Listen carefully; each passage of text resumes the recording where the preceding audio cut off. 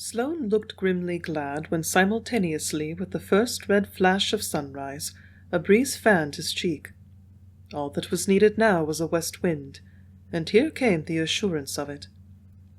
The valley appeared hazy and smoky, with slow rolling clouds low down where the line of fire moved. The coming of daylight paled the blaze of the grass, though here and there Slone caught flickering glimpses of dull red flame. The wild stallion kept to the center of the valley, restlessly facing this way and that, but never toward the smoke. Slone made sure that Wildfire gradually gave ground as the line of smoke slowly worked toward him. Every moment the breeze freshened, grew steadier and stronger, until Slone saw that it began to clear the valley of the low-hanging smoke. There came a time when once more the blazing line extended across from slope to slope. Wildfire was cornered, trapped. Many times Slone nervously uncoiled and recoiled his lasso. Presently the great chance of his life would come, the hardest and most important throw he would ever have with a rope. He did not miss often, and then he missed sometimes, and here he must be swift and sure. It annoyed him that his hands perspired and trembled, and that something weighty seemed to obstruct his breathing. He muttered that he was pretty much worn out, not in the best of condition for a hard fight with a wild horse. Still he would capture Wildfire. His mind was unalterably set there. He anticipated that the stallion would make a final and desperate rush past him, and he had his plan of action all outlined. What worried him was the possibility of Wildfire doing some unforeseen feat at the very last. Slone was prepared for hours of strained watching, and then a desperate effort, and then a shock that might kill Wildfire and cripple Nagger, or a long race and fight. But he soon discovered that he was wrong about the long watch and wait. The wind had grown strong and was driving the fire swiftly. The flames, fanned by the breeze, leaped to a formidable barrier. In less than an hour, though the time seemed only a few moments to the excited Slone, Wildfire had been driven down toward the narrowing neck of the valley, and he had begun to run to and fro, back and forth.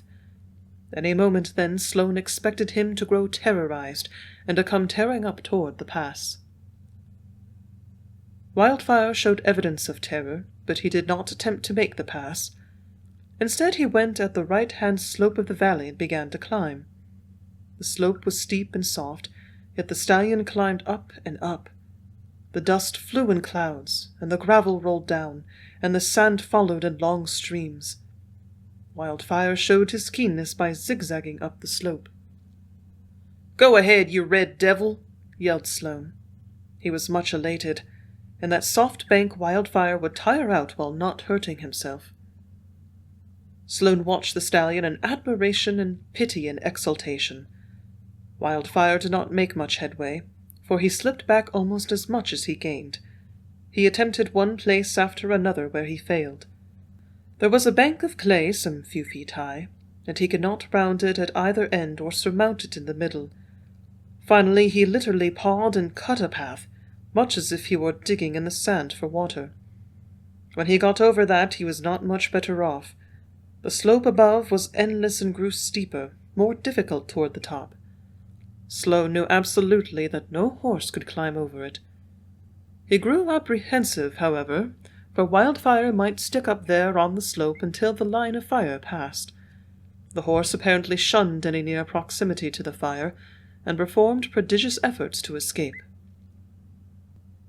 "He'll be riding an avalanche pretty soon," muttered Slone.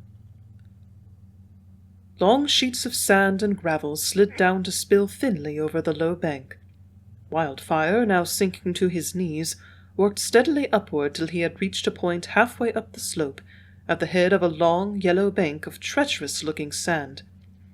Here he was halted by a low bulge, which he might have surmounted had his feet been free, but he stood deep in the sand. For the first time he looked down at the sweeping fire, and then at Slone. Suddenly the bank of sand began to slide with him. He snorted in fright. The avalanche started slowly and was evidently no mere surface slide. It was deep. It stopped, then started again, and again stopped.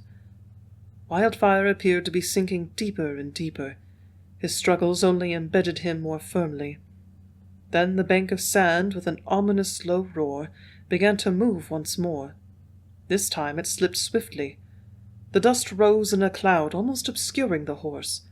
Long streams of gravel rattled down, and waterfalls of sand waved over the steps of the slope. Just as suddenly the avalanche stopped again. Slone saw, from the great oval hole it left above, that it was indeed deep. That was the reason it did not slide readily. When the dust cleared away, Slone saw the stallion, sunk to his flanks in the sand, utterly helpless. With a wild whoop, Slone leaped off Nagger, and a lasso in each hand he ran down the long bank. The fire was perhaps a quarter-mile distant, and since the grass was thinning out, it was not coming so fast as it had been. The position of the stallion was halfway between the fire and Slone, and 100 yards up the slope. Like a madman, Slone climbed up through the dragging loose sand. He was beside himself with a fury of excitement. He fancied his eyes were failing him, that it was not possible the great horse was really up there, helpless in the sand. Yet every huge stride Slone took brought him closer to the fact he could not deny. In his eagerness he slipped, and fell, and crawled, and leaped, until he reached the slide which held Wildfire prisoner. The stallion might have been fast in quicksand, up to his body for all of the movement he could make. He could only move his head. He held that up, his eyes wild, showing the whites, his foaming mouth wide open, his teeth gleaming. A sound like a scream rent the air. Terrible fear and hate were expressed in that piercing neigh, and shaggy, wet, dusty red, with all of brute savageness in the look and action of his head, he appeared hideous. As Slone leaped within roping distance, the avalanche slipped a foot or two, halted, slipped once more, then slowly started again with that low roar. He did not care whether it slipped or stopped. Like a wolf he leaped closer, whirling his rope. The loop hissed round his head and whistled as he flung it, and when fiercely he jerked back on the rope, the noose closed tight round Wildfire's neck. "By God, I got a rope on him!" cried Slone in hoarse pants. He stared, unbelieving. It was unreal, that sight. Unreal like the slow, grinding movement of the avalanche under him. Wildfire's head seemed a demon head of hate. It reached out, mouth agape, to bite, to rend. That horrible scream could not be the scream of a horse. Slone was a wild horse hunter, a rider, and when that second of incredulity flushed by, then came the moment of triumph. No moment could ever equal that one, when he realized he stood there with a rope around that grand stallion's neck. All the days and the miles and the toil and the endurance and the hopelessness and the hunger were paid for in that moment. His heart seemed too large for his breast. "I tracked you," he cried savagely. "I stayed with you, and I got a rope on you, and I'll ride you, you red devil!" The passion of the man was intense. That endless, racking pursuit had brought out all the hardness the desert had engendered in him. Almost hate, instead of love, spoke in Slone's words. He hauled on the lasso, pulling the stallion's head down and down. The action was the lust of capture as well as a rider's instinctive motive to make the horse fear him. Life was unquenchably wild and strong in that stallion. It showed in the terror which made him hideous. And man and beast somehow resembled each other in that moment, which was inimical to noble life. The avalanche slipped with little jerks, as if treacherously loosing its hold for a long plunge. The line of fire below ate at the bleached grass, and the long column of smoke curled away on the wind. Slone held the taut lasso with his left hand, and with the right he swung the other rope, catching the noose round Wildfire's nose. Then, letting go of the first rope, he hauled on the other, pulling the head of the stallion far down. Hand over hand, Slone closed in on the horse.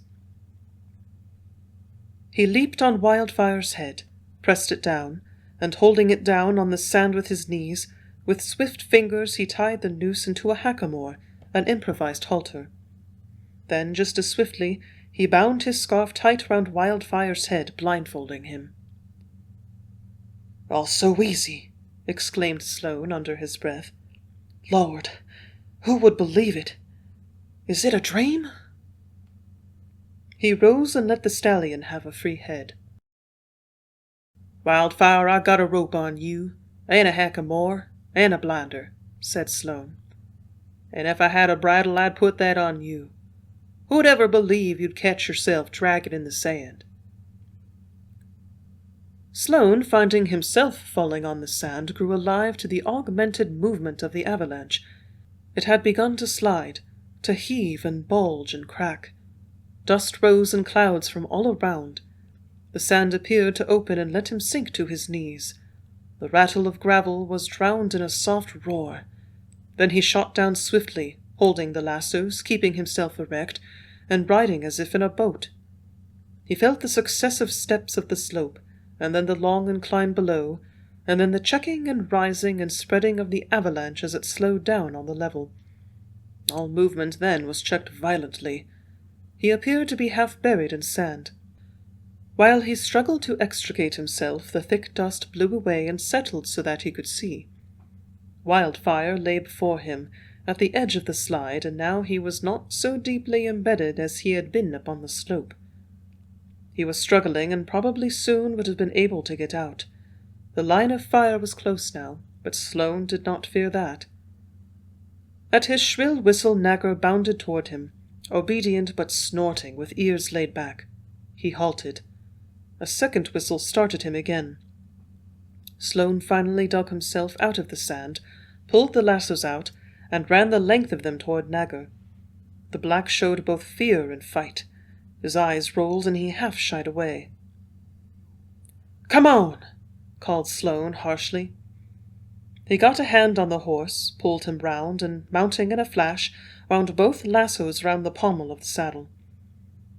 "Haul him out, Nagger, old boy!" cried Slone, and he dug his spurs into the black. One plunge of Nagger slid the stallion out of the sand. Snorting, wild, blinded, Wildfire got up, shaking in every limb. He could not see his enemies. The blowing smoke right in his nose made scent impossible. But in the taut lassos he sensed the direction of his captors. He plunged, rearing at the end of the plunge, and struck out viciously with his hoofs. Slone, quick with spur and bridle, swerved Nagger aside, and Wildfire, off balance, went down with a crash. Slone dragged him, stretched him out, pulled him over twice before he got 4 feet planted. Once up he reared again, screeching his rage, striking wildly with his hoofs. Slone wheeled aside and toppled him over again. "Wildfire, it's no fair fight," he called grimly.